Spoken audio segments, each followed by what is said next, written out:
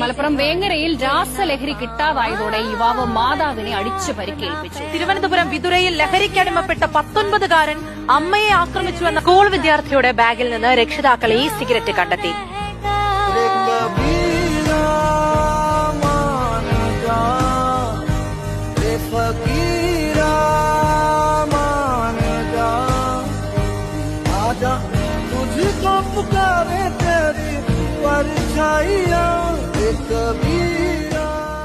മലപ്പുറം വേങ്ങരയിൽ രാസലഹരി കിട്ടാതായതോടെ യുവാവ് മാതാവിനെ അടിച്ചു പരിക്കേൽപ്പിച്ചു. തിരുവനന്തപുരം വിതുരയിൽ ലഹരിക്കടിമപ്പെട്ട 19-കാരൻ അമ്മയെ ആക്രമിച്ചുവെന്ന സ്കൂൾ വിദ്യാർത്ഥിയുടെ ബാഗിൽ നിന്ന് രക്ഷിതാക്കൾ ഈ സിഗരറ്റ് കണ്ടെത്തി.